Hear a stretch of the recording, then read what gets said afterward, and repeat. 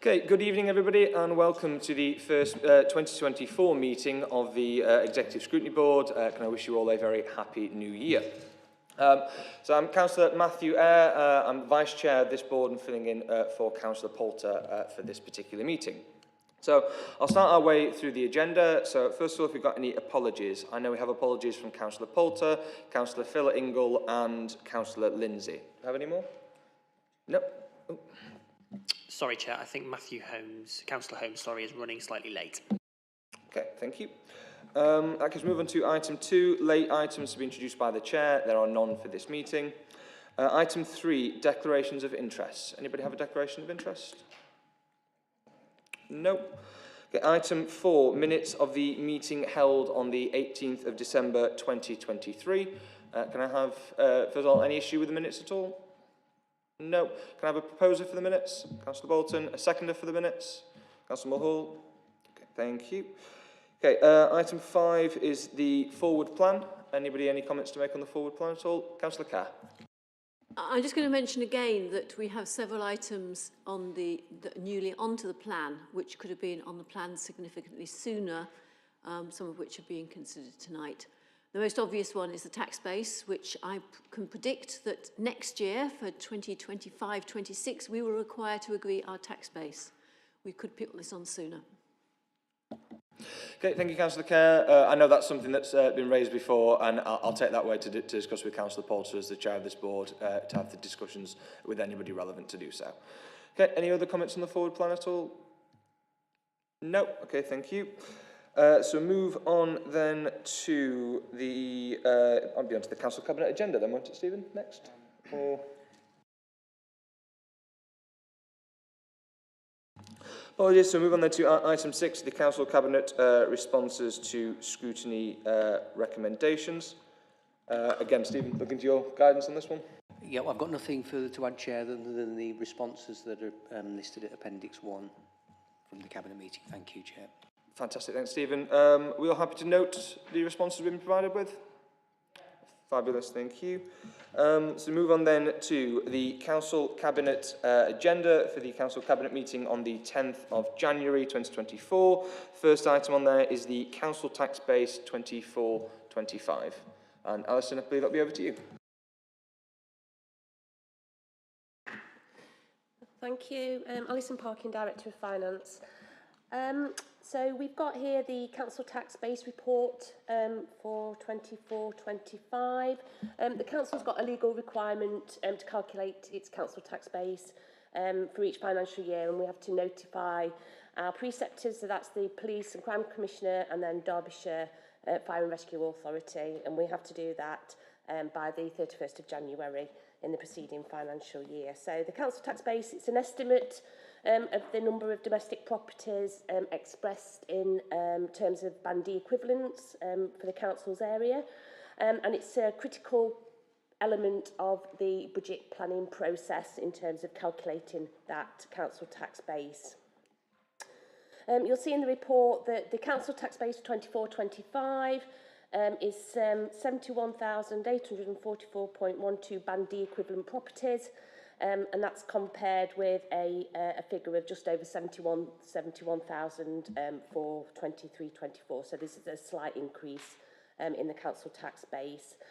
The other critical element of the calculation of that base is also an assumption around our collection rates, which impacts on our on the amount of council tax that we have available to the council to fund its budget strategy.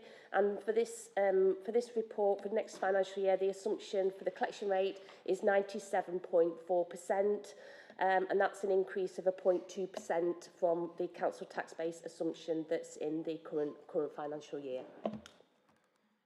Okay, wonderful. Thank you, Alison. I'll open up for any questions or comments from any members of the board. No, nobody. Okay, fantastic. Wonderful. Thank you, Alison. So move on then to the next item on the agenda, which is Commission of Adult Social Care Provision with Extra Care Housing. And Gamal, I imagine over to you. Thank you, Chair. So, Chair, just to summarise key points in the report, the Council commissions the adult social care provision for the 5 extra care housing schemes in Derby. Extra care is designed to provide an alternative to residential adult social care as a mean of prevention of longer-term admission to care homes. The extra care vision consists of continuing to enable adults to be as independent as possible with on-site and responsive care provision. The report outlines, Chair, the schemes consisting of individual apartments and communal facilities, 5 extra care schemes in Derby with an ambition to grow these. Co-production has taken place in terms of shaping the specification with residents and to have this recommission. And the contracts will be over a 4-year period with an annual value of 2.3 million and a 4-year value of 9.4 million. And Chair, the recommendations are outlined in the report for a short-term extension for one of the contractual arrangements and then a recommission across all 5 for September 2024. Thank you, Chair. Wonderful, thank you, Gamal. And again, open up to the board. Any questions or comments at all? Councillor Carr. Thanks, Chair, and I didn't mention that I'm Councillor Lucy Kerr from Little Over Ward. The couple of points on here. Firstly, there has been suggestions in the past that we as an authority should be encouraging smaller businesses to grow within the city. And I think this is looking at saying we should have one organisation providing support to all 5 extra care facilities, which may preclude some smaller operators from actually bidding for that. And I just wondered whether that was something that we ought to be considering about. The other thing this mentions is that they're looking at co-production, which I think is absolutely great, but they're looking at a common solution for all the different establishments. And it may be that the different establishments have different natures due to their different localities. They may have a different mix of people within them.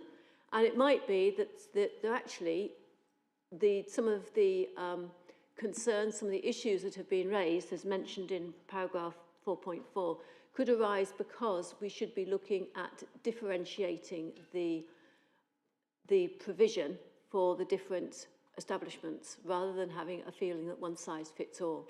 And those 2 issues sort of go hand in hand, because it might be that one provider might actually be a better match to a particular set of desires from within one extra care. And that doesn't seem to be explored within this report. So I wondered if there were any comments about that. My other comment is just an information point from my perspective, in that some of the people within these schemes may be self-funding rather than funded by the council. And I just wondered how people who are self-funding fit into this scheme where we are tendering for all the services at the moment. Thank you. Thank you, Councillor Kerr. I've seen a couple more hands from members of the board, but Gamal, I'll bring you in on that one now if I can.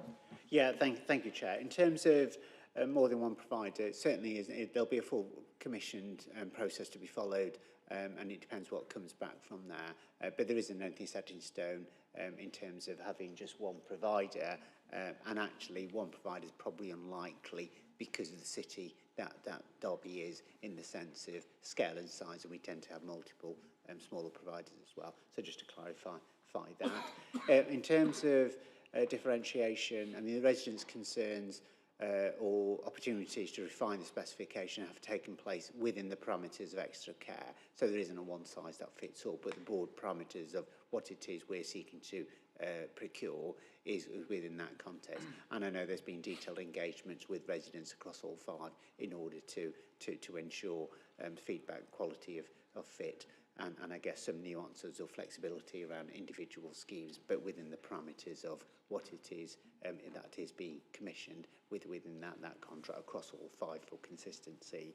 And self-funding, I think, Chair, that sort of fits into the extra care homes, because there could be a multiple range of occupants who are buying their apartments, as I understand. Some are renting, and some of that will fit into sort of financial assessments in terms of social care assessments about self-funding or contributions, Chair.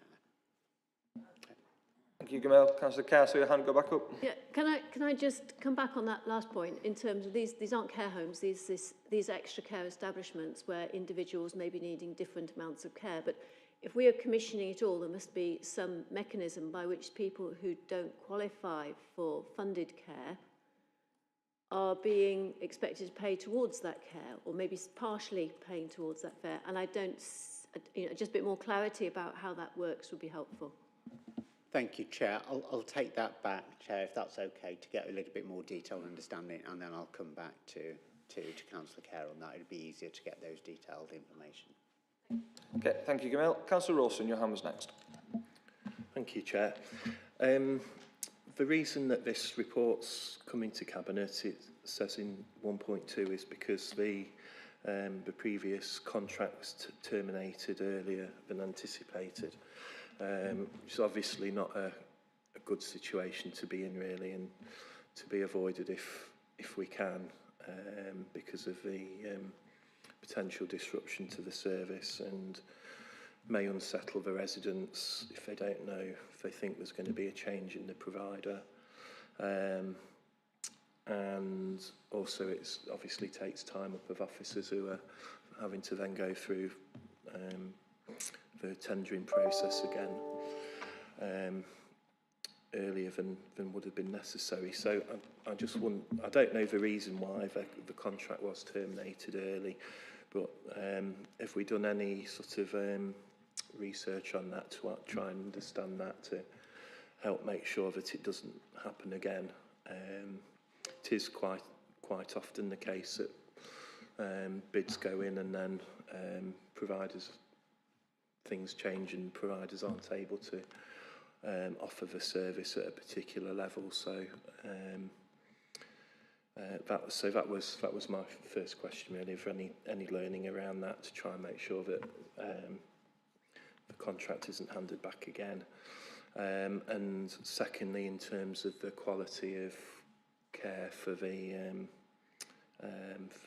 residents, is that being maintained, or will the specifications of the re-tendered contracts have to be different? Thank you. Gamal? Yeah, thank you, Chair. Yeah, just for reassurance, yeah, lessons have been learned, but then there are a number of lessons, I guess, in the context of a market where demand is high, supply is limited, and recruiting staff is a difficulty, whether it's a council or providers. So there are challenges within that space. And then the other aspect is around that fine line on pricing as well, and therefore that's vital, which is being looked at, both of those components, when we go to the market again, Chair, because the sort of difficulty it causes for residents, understandably, and equally for the council, to be re-procuring these processes, and that's why a lot of time and effort has gone in to try and engage the market, soft market testing, in order to understand some of the pricing tolerance, but also get the specification right in a climate of where there are challenges in order to recruiting caring staff in that sense. So absolutely, those lessons and engagement with the market with that, so it's not handed back. Quality of care, yes, Chair. I mean, that's why a significant amount of time is being spent engaging with the residents, and we want to make sure that the quality of provision is equally assessed, if not high assessed, then pricing in that, to ensure it delivers what we need it to deliver on behalf of the residents. Thank you, Chair. Thank you, Gamal. Councillor Wright. Yes, the questions I was going to ask have already been asked by a Councillor Wright, Arboretum Ward. The questions I was going to ask has already been asked by Councillor Rawson. But perhaps I might extend particular latter question about the continuation of the quality of care by asking for what would constitute, in terms of future services and its sustainability, what should we understand by value for money? Gamal? I guess the value for money is to ensure that that the pricing for the provision that's used is, for example, comparable to what kind of rates are paid for similar schemes such as home care provision. So in order to have a sensible pricing threshold which is consistent with kind of that being paid to other providers in a similar market.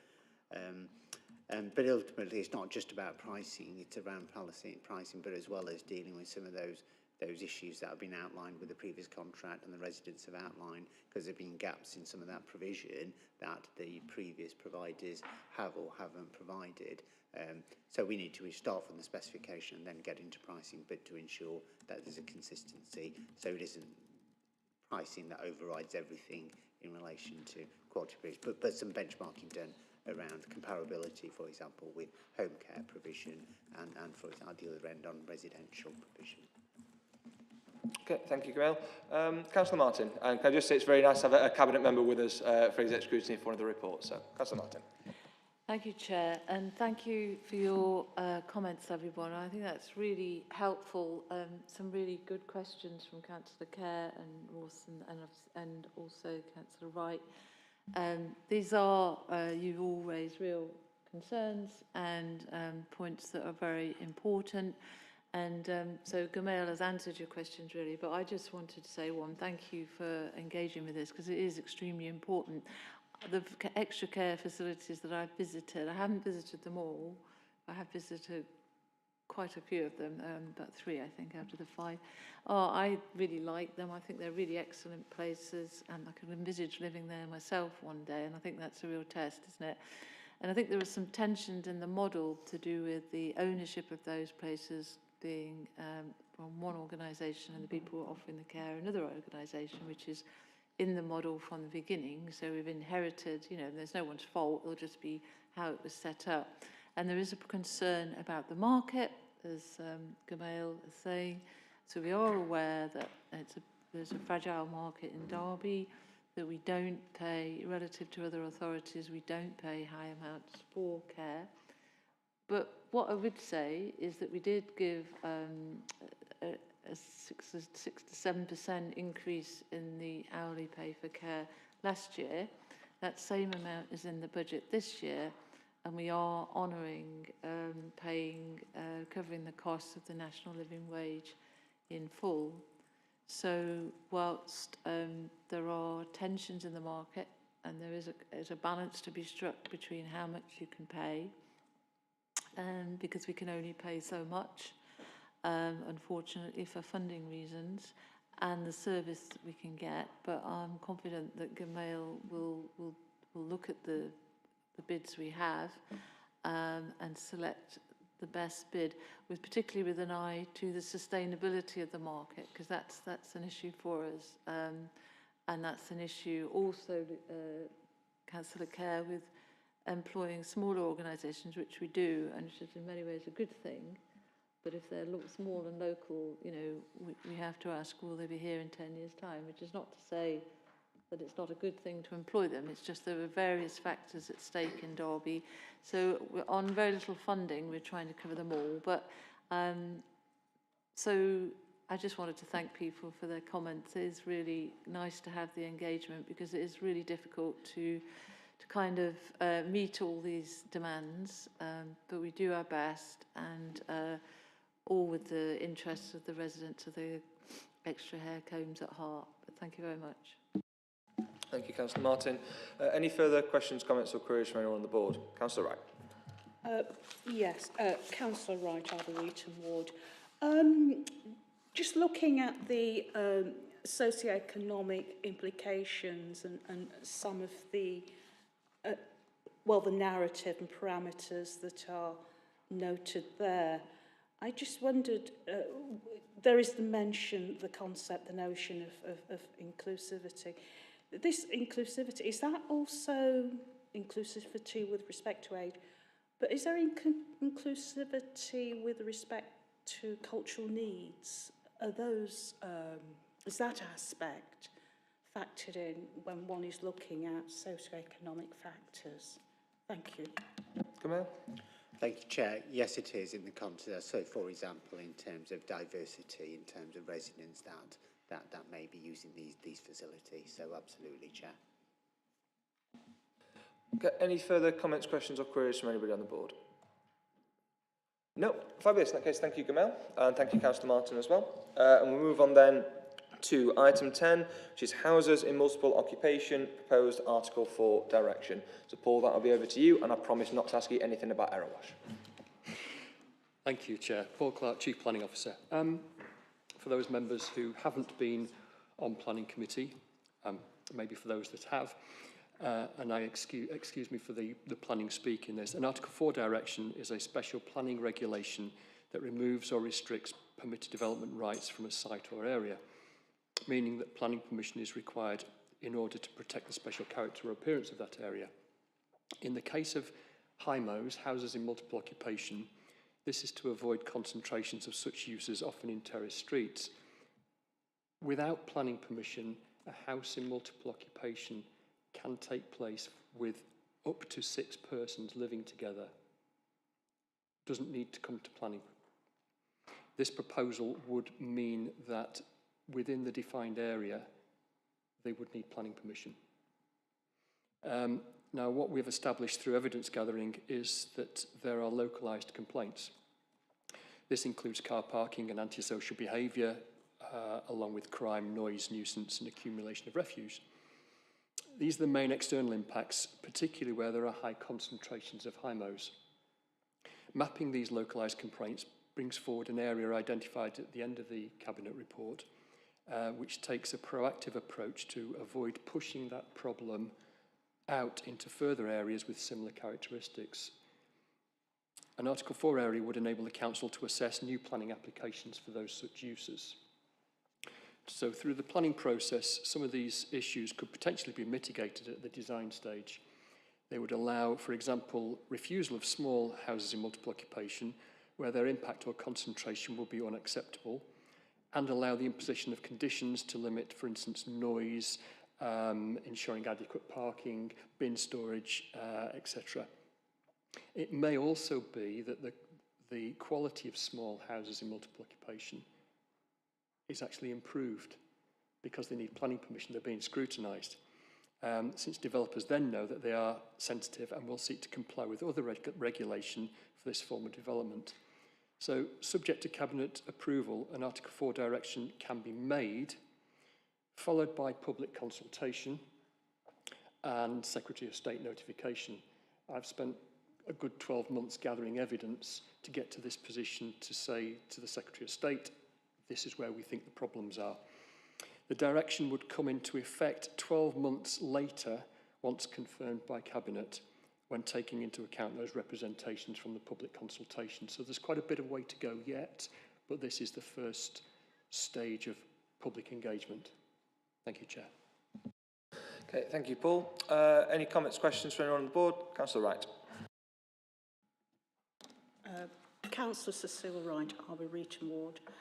Thank you for your presentation, Paul, and I'm extremely pleased that we are seeing the beginnings of actually delivering on one of our manifesto pledges, and that is welcoming. My ward, Arboretum Ward, I would say is one of the wards where we have overpopulation, for want of a better word, of this type of accommodation. However, the paradox is that people who are having to accommodate themselves by means of this method or this approach are often people with low income, and the accommodation they acquire is out of necessity rather than desire. And some of the voters in Arboretum Ward are indeed are housed in this type of accommodation. Of course, we know that part of the context and history to this is the fact that the local authorities for many years have not been able to deliver on one of the 5 aspects of the welfare state, which was to provide housing. There has not been the funding of the sufficient level for councils to meet people's housing needs. So this partly reflect the growth in this type of accommodation. The page on page 3, 4.5, where there are a list of items that may be seen as a consequence of this of multiple occupancy. I just wanted to emphasise here that we shouldn't necessarily see a link as a cause in this respect. However, I am pleased that our administration is tackling this this particular situation. It's not intractable, but I am pleased that we are tackling this, and I look forward to the next stage of the development. Thank you. Okay, thank you, Councillor Wright. I'm not sure, Paul, if there's anything you want to... No? Any further? Councillor Kerr, so your hand first. Yeah, thank you. I'm pleased we're moving forward with a process that is actually going to give a bit more structure to people's frustrations about the current situation. In 4.12, it references a proposed, and it is only at this point, a proposed wording that we might put towards this. I think it was actually yourself, Paul, who mentioned that another authority had included a factor about the proximity of HMOs to each other. And I think, as I remember, that no individual house should be surrounded by HMOs. So you shouldn't have an HMO sandwich with another HMO with anybody in the middle of it. So always adjacent to a house, there will be a non-HMO. And I would like to see that included here. I think that's a really nice way of looking at a very close, a very immediate proximity, as well as the 20% HMOs within 200 metres. It would also say, if it's HMO, no, HMO, you can't do it, because that means you've then got an HMO with nothing except HMOs on either side of it. And it will push the spacing of HMOs and leave more space for non-HMOs within a particular street or locality. Whether we want to include that as a point that Cabinet might need to include at this time, or whether it's something that could be included at a later stage in this process, I'd like Paul's advice on. Paul. Thank you, Chair. That clearly that's the next stage of this process.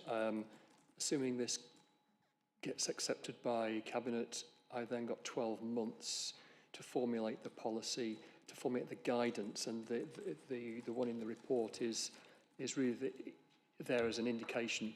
As Councillor Kerr has suggested, there's a 20% policy.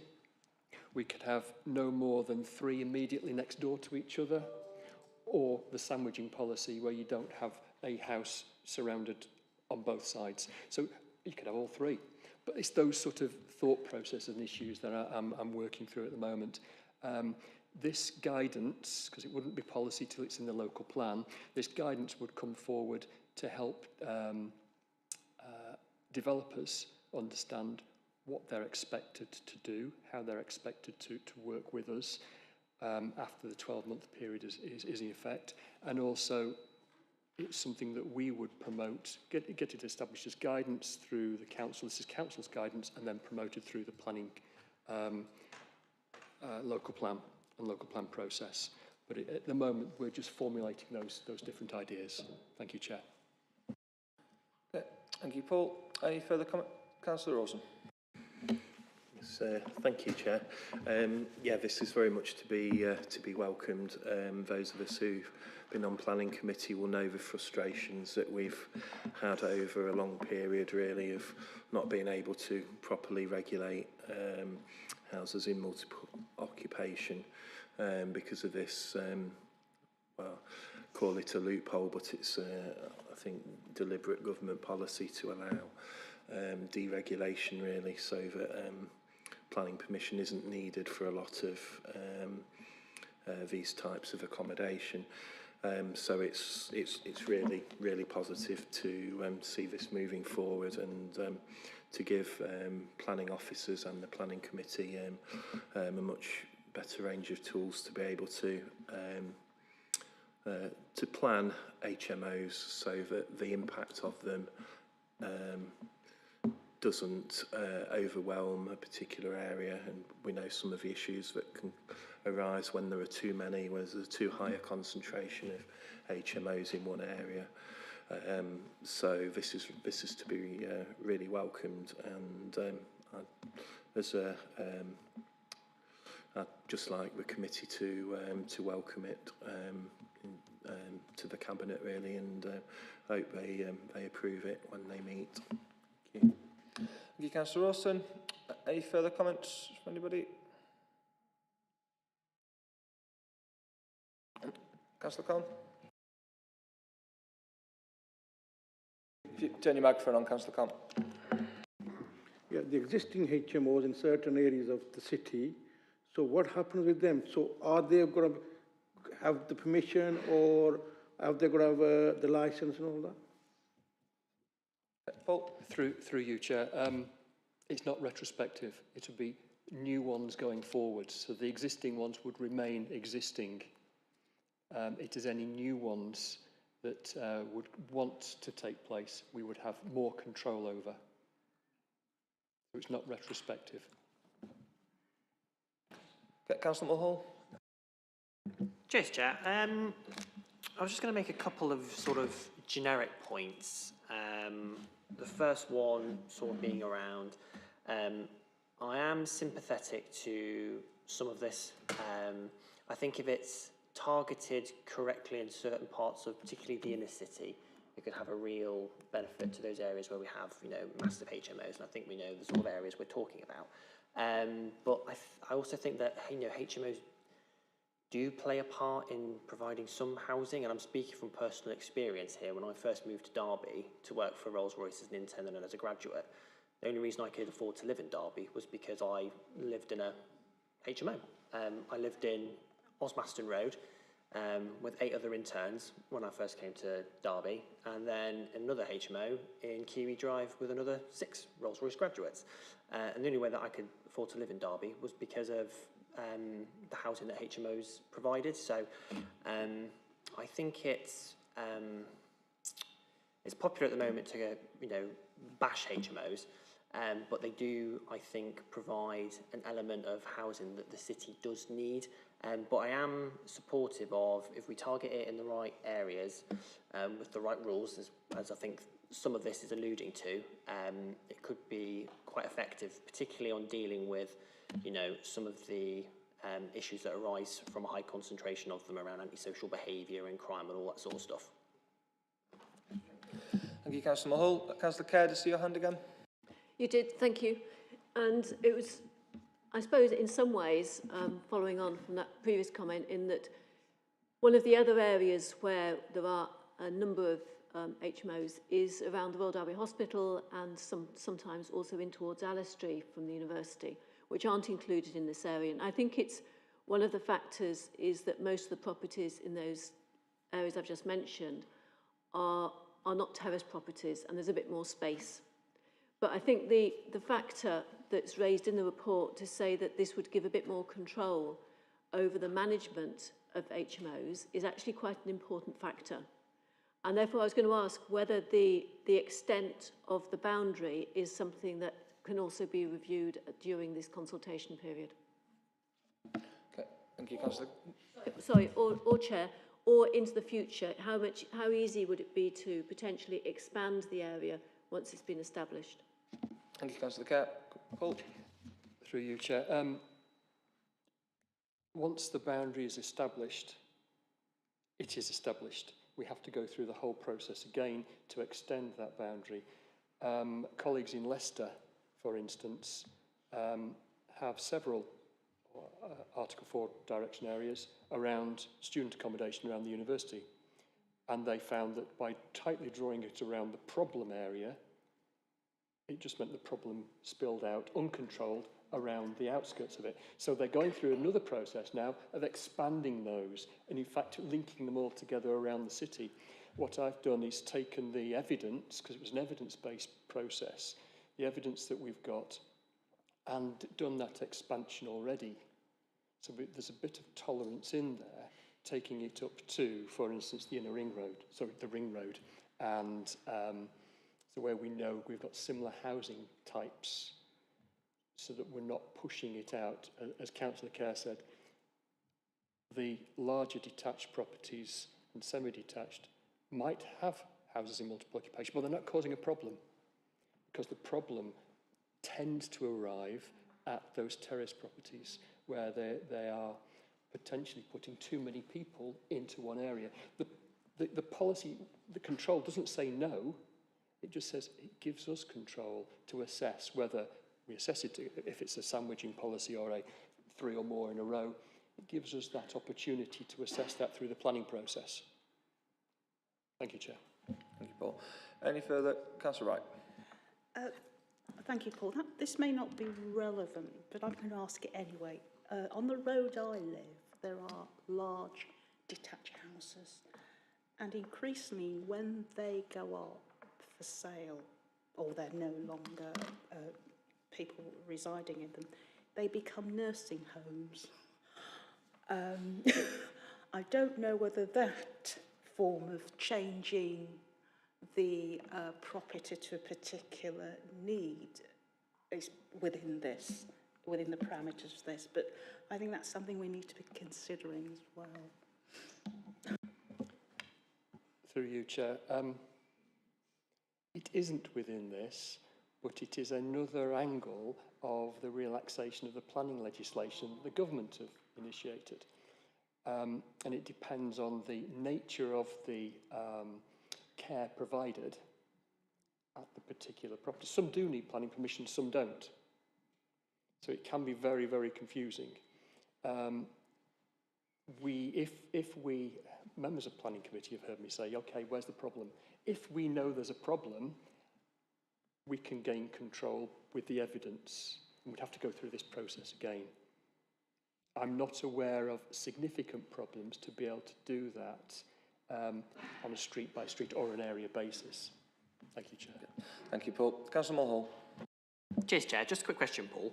It's more around this process that we're working on.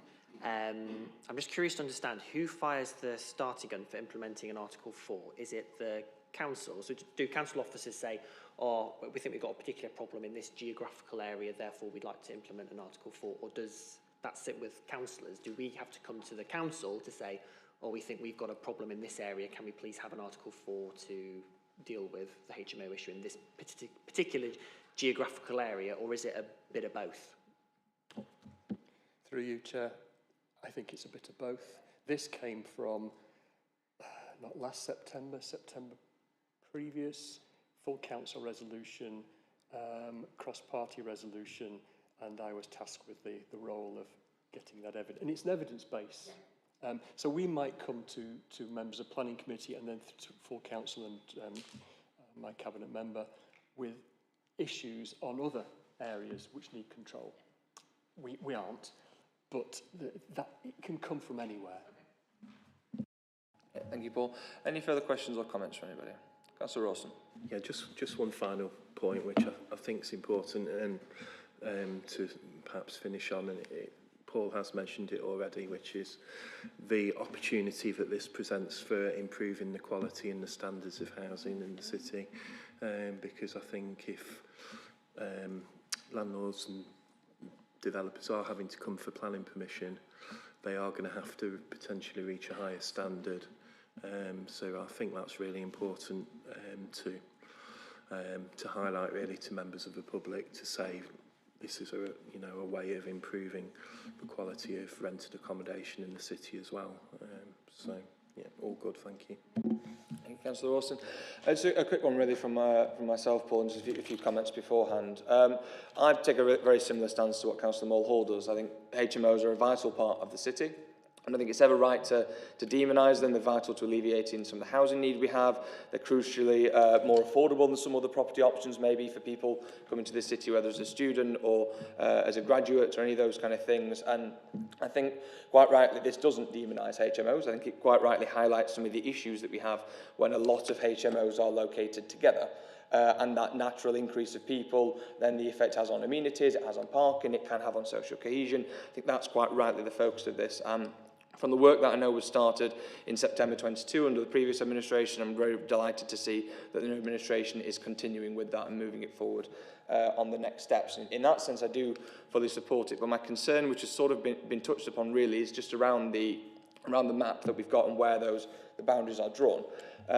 Now, I chair the Communities Housing Public Protection Board. We had a presentation on housing standards recently, and I always thank Dawn and all the team for all the work they do on that. And we touched on the HMO matter in that. And of course, the three wards, I think it's Normanton Abbey and Arboretum, have a far higher proportion of HMOs than any other wards in the city. And I know my ward of Oakwood, I think, has got the least HMOs anywhere in the city, and it's closely followed by a lot of the other outer city suburbs. So I don't think there's any need for this to be citywide. I think we know we've got areas where we have concentrated issues, but we've got areas that are falling, as a result, just outside the area that's drawn, as we would have with any map that was drawn. And looking at the type of properties that tend to be favoured by people to convert to HMOs, I can think of examples in Blaegreaves, in Chadderston West, in Alverston South, or in the Mackworth Estate that are not a million miles away from the city centre, that have the same type of housing that is favoured to be converted from HMOs, but of course fall just outside this map. Now, the map can't ever be designed to include every area that could possibly have somewhere turned into a HMO. And have to cover the whole of Derby, if not the whole of the country, in order to do that. But are there any plans to monitor sort of houses being turned into HMOs that are on the periphery of the map to make sure that what we aren't doing is declaring an area where you'd have to ask for permission and as a result just pushing people straight to the border of that area to buy up houses there and turn those into HMOs? Is there any monitoring going on at the periphery of the map? When drawing a line, you're quite right that there's always going to be somebody just outside it. There is no monitoring. I would suggest that this is an evidence-based proposal. So I need the evidence to satisfy the Secretary of State. The Secretary of State can turn around and say, no, you've not got enough evidence. It's too wide, it's too broad. Evidence of a problem. Just because there's a house in multiple occupation doesn't mean there's a problem. It's what problem comes with it. I know there's HMOs in Oakwood and in Allestree. Not a problem. I've had no problems issued to me in the evidence gathering. If there was evidence, it's covered by the map.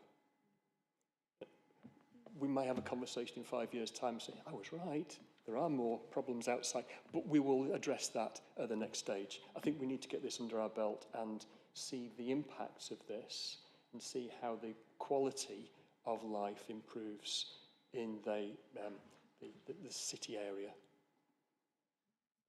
Brilliant, thanks, Paul. So I think then the guidance really is clear for all councillors. If you've not engaged with the process so far, if there are issues, engage with the process now. And I think if that's something we can all take out to all of our groups, I think that would be certainly beneficial for us all. Okay, so any sort of final comments on this one before we bring it to a close? No. Okay, in that case, thank you, Paul. And we'll move on then to the next item on our agenda, which is item 11, development of the Grange Avenue school site. Sam, over to you. Thank you, Chair. I'm Sam Dennis, Director of Communities. And you'll note, Chair, this report's on the agenda twice. There's a confidential version later on in the agenda, so I'm going to go through the non-confidential version today. Just to pick out the key points of the report. So this report seeks permission to agree to develop a piece of council-owned land, which is a former school playing field site for affordable housing. The properties would be managed by Derby Homes, funded through the HRA Capital Programme and Right to Buy receipts.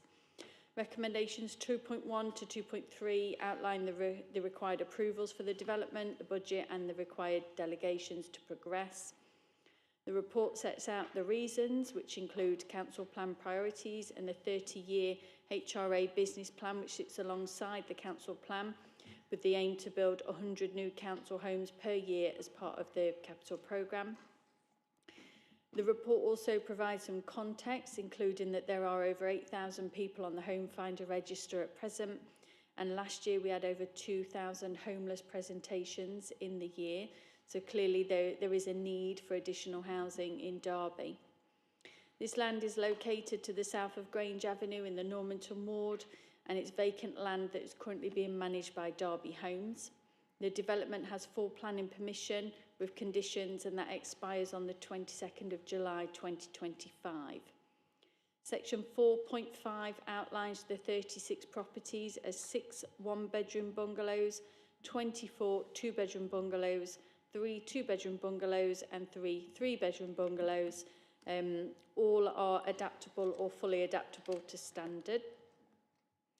Section 4.10 outlines that the homes will be owned by the council but managed by Derby Homes, and they'll be made available to rent through the council's choice-based letting scheme, Home Finder. 4.11 sets out that the homes will be fitted with solar PV and air source heat pumps with underfloor heating, as per the very successful War Memorial Village scheme. So sharing some good practice there. The homes will be, sorry, I've shared that bit, that the homes will be managed by Derby Homes. The finance and value for money issues are set out within the report, and there is a confidential paper on them. And the report also sets out the climate implications in section 9.1, which are positive. I am happy to take any questions on the report, and I do have the report author with me to be able to respond to those questions. Okay, thank you, Sam. Any questions or comments? Councillor Bolton.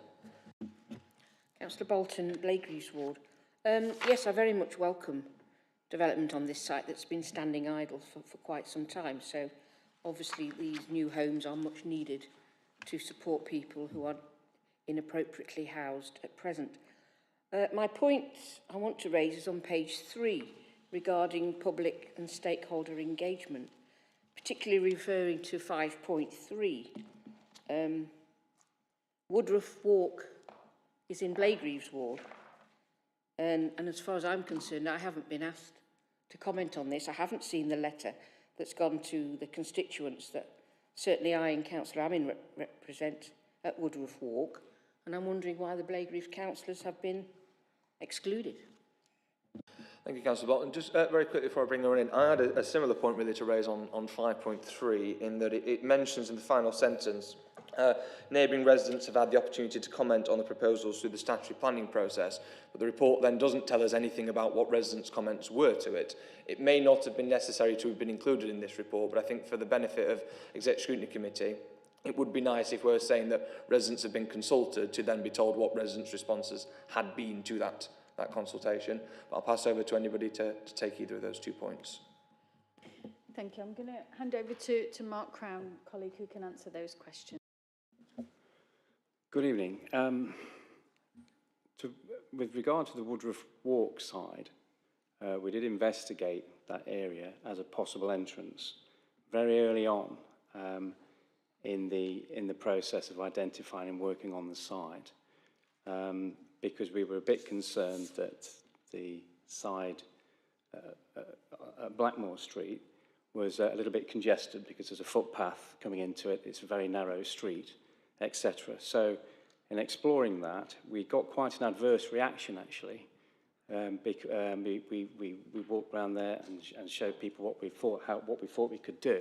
And there were a lot of leaseholder issues were identified, and quite a strong reaction against it. And also, legally and financially, it could have been a little bit very difficult, very costly. So we very quickly discounted that. Now, I'd have to look back at the file and see who else we talked to about that in terms of councillors, but it was, like I said, probably 2019, 2020, and I think when also COVID was taking place. So I'd have to look in the file, and I'm happy to provide you with more detail about that. But as I said, such a strong reaction, we thought, no, we better go back to the Blackmore Street side.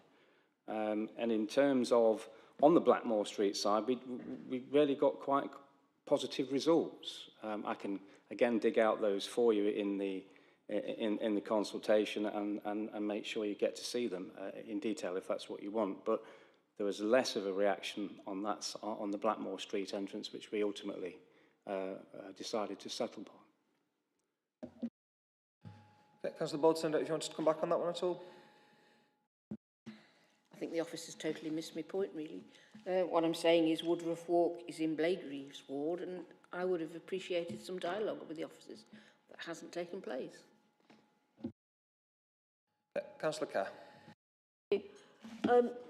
This was the thing that I think was missing from this report, which should have been might have helped, would be a link to the planning application and a link to the layout for the site, because I think they would have helped to highlight to ourselves and to Cabinet what this scheme is going to look like.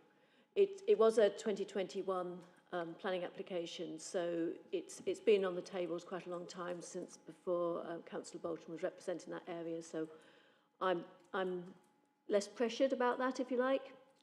But I think the thing that also has changed there, and this is a scheme that's I'm more aware of because I'm one of the council's appointees onto Derby Homes who have been putting this scheme together. But one of the reasons for having a separate electricity substation is to give flexibility for the people in that area to share some of the electricity being generated on their roofs if it works for them to do that. But it's also become more apparent that during the summer, there might actually be excess power from the whole of the scheme to be exported, and potentially at sometimes in the winter on a very cold but bright morning, for example. And I'd just like the scheme to consider whether it would be worth putting in a battery storage system which could then be used by the council to export at times when there is a stronger electricity demand and be paid for keeping the electricity, the power locally, and to be exporting later, so that we would be able to benefit from that as the electricity network becomes smarter. And I think it's something I would much prefer to have publicly owned battery storage, which can be used by a community, and the benefit of that can come back to the community, in this case the council, than individuals to be using it, because it degrades the batteries faster to be used constantly rather than only when there is nobody nearby needing it. Otherwise, I'm really pleased to see this scheme. As the introduction said, we are desperately short of housing at the moment in the city, and this should be a scheme that meets an important long-term need. Thank you, Councillor Kerr. Any comments to come back on that one at all? We'll certainly take forward the comments about battery and using it as storage. Our understanding at the moment is that it's extremely expensive. It's something that needs to come online in the markets to reduce the cost, but we'll certainly explore it because the market is constantly changing. Any further? Councillor Sorry, just a quick thought. Am I right in thinking that bungalows are protected from right to buy? Just thinking about the investment, I thought that these elements were, but yeah, just really we don't want to build them and then lose them all to through right to buy. I think there is more protection offered by those that are fully adapted, and I think also it extends to the adaptable, which the rest of them are. But that's something, again, that we need to be aware of going forward, because it could always be challenged. Councillor Bolton. Thank you, Chair. Sorry, I meant to mention also on page 3, 414, on the fourth line, it says a number of preserved trees are on site. Presumably the officer means TPO'd. Can the officer tell me how many and assure me that no damage will be done to the TPOs? Hand over to whoever wants to take that one. I can't remember the exact number, but we know that they are there because they will help us also to contribute to the biodiversity net gain. One of the planning conditions we always have on site when dealing with such trees is that we must protect the roots. So before we start on site, and we have to confirm that with the planning authority. So that is standard practice to protect the trees and to make sure any digging around them is as far back as possible so that they're not affected during the construction. Okay, thank you. Any further questions? Councillor Kerr. Just to come back on the tree front, that the layout of the bungalows are designed to protect the trees, so that they are, the shape of the layout, which some people might be able to see, includes the dip on the north side, allows for the trees. So I think it's been thought of from early stages.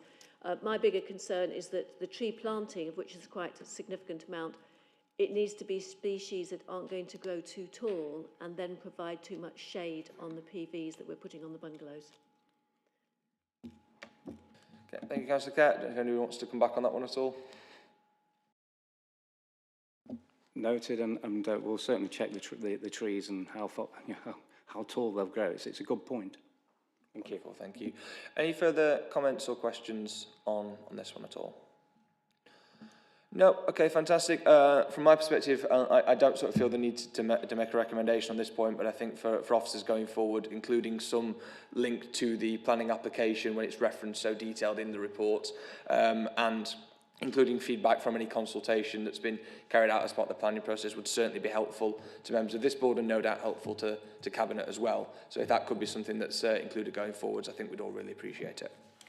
Okay, so move on then from that one at item 11 to item 12, purchase of new build homes to provide affordable housing. Yes, thank you, Chair. Ian Fulliger, Head of Strategic Housing at the Council. We've heard from Sam and Mark that pardon me, that we're facing absolutely unprecedented housing pressures at the moment. There's a complete lack of affordable housing within the city. As Sam was saying, 8,000 people on the housing register. We've never been there before. 2,000 homelessness approaches. We've certainly never been there before. So we're in completely uncharted territory in terms of the pressures that we're facing for additional affordable housing. And as members will be well aware, what that means is that we've got families and individuals living in completely unsatisfactory accommodation. We've got family with children living in temporary accommodation.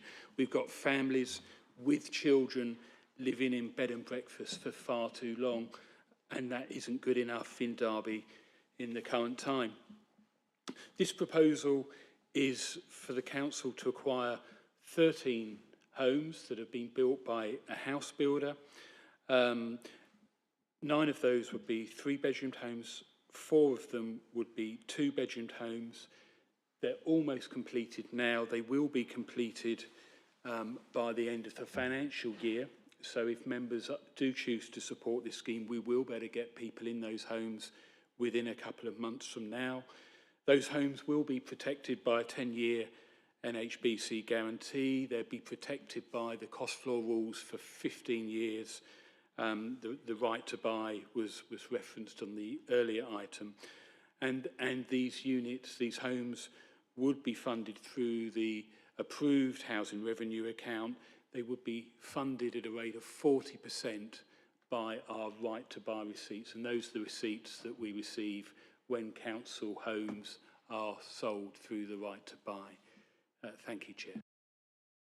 Fabulous, thank you, Ian. Just a very quick one from me just before I open it up to other members of the board. So 4.8 says the properties will be built to the developer's standard specification, but we're then talking about them having already been built. Have they already been built yet, or are they still being built? They're almost completed, Chair. So there's some finalisation, internal fit-out work to still be completed. Okay, fabulous, thank you, Ian. Okay, so I'll throw out then to any comments from any members of the board. Councillor Mulhall. Hi, Ian. You're right. I've got a couple of questions. Some of it's to do with just what you said, and some of it's to do with the report, and some of it related to it. So, can you just confirm, because I was in my own little world there for a second, did you say that we had 8,000 people, or was it 8,000 families on the waiting list for housing? It will be 8,000 households, Chair. So that could be individuals. It could be an individual representing a household. Cool. And did you say we had 2,000 homeless? we had 2,000 homelessness approaches last year. Okay. So, my first question is, purchasing 13 properties is great, but reality is it's not even a drop in a Pacific Ocean of a problem that we've got in the city, right?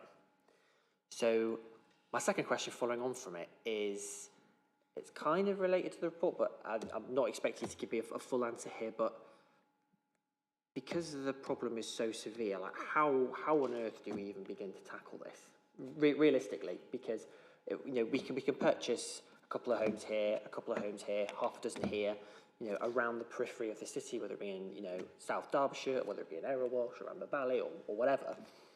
But it's not even gonna just cut a thin slice off the problem. Like, we need to do something fundamentally radical to deal with this. So, like, I've got some ideas, but what do you think we should do?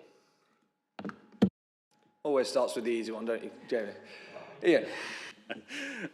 Yeah, probably beyond my pay grade to remodel the housing market, but what we can do is what we can do, and we've in the housing revenue account business plan. It's a tough juggling act between maintaining the homes that we have got and building or buying additional homes. In the current HOA business plan, we can afford to buy or build 100 homes a year, which is the most that we can do.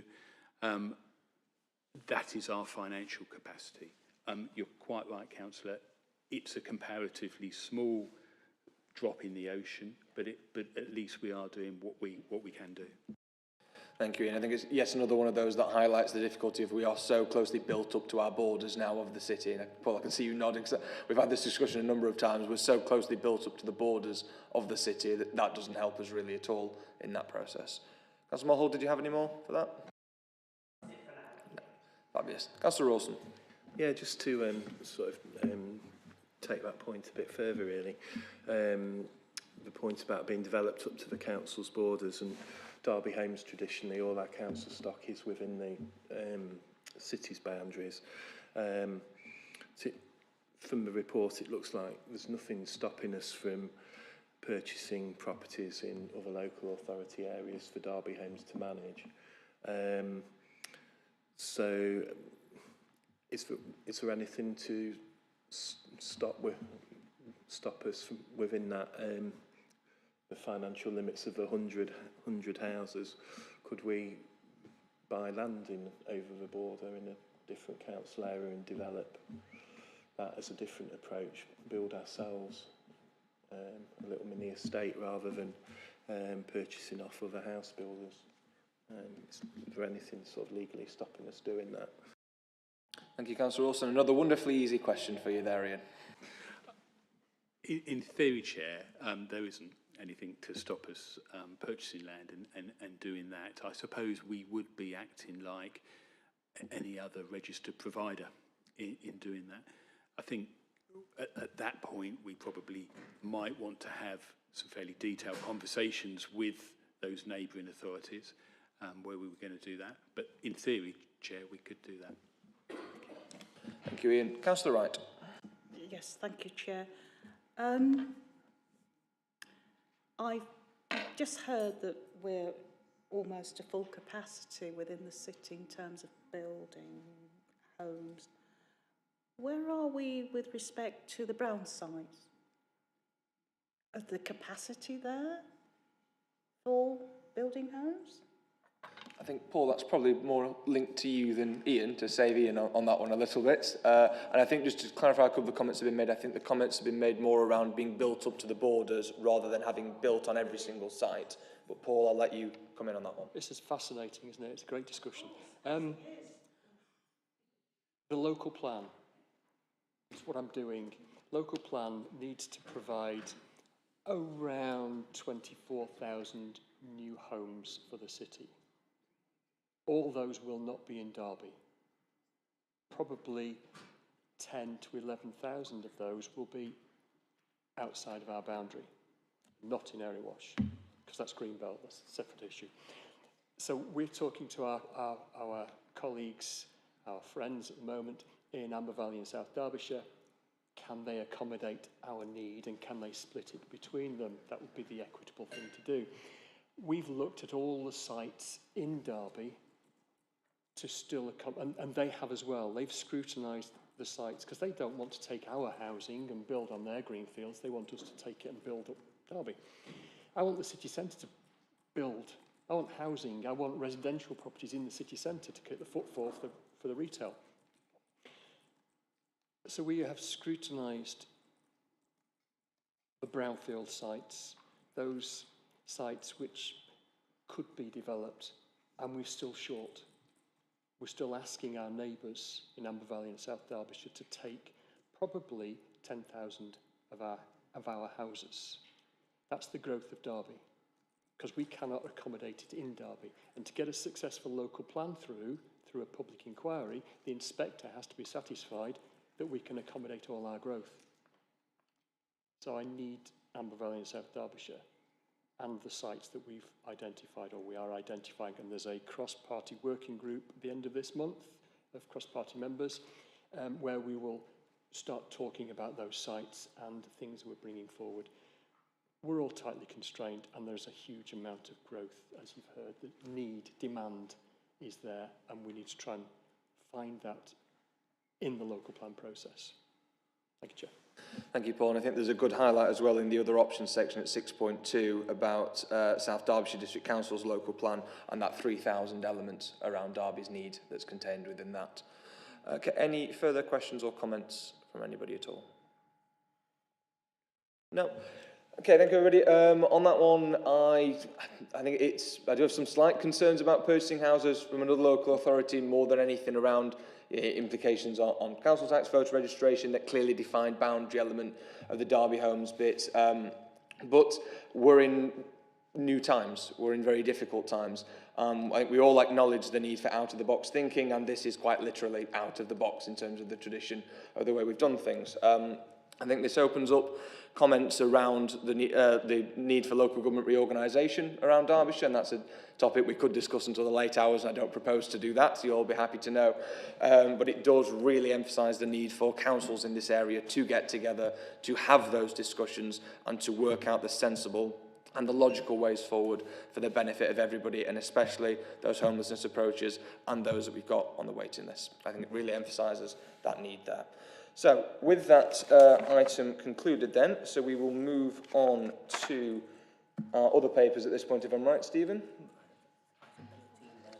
Oh, hang on. Ignore me, I'm looking at the wrong side of the paper, so we'll move on to item 13, the contract and financial procedure matters. I'll be over to Alison. Thank you, Chair. Just a couple of items on this, on the report this month for the contract and financial procedurals paper. Two grant allocations, both in relation to, from the Department of Levelling Up in relation to the homelessness prevention grant.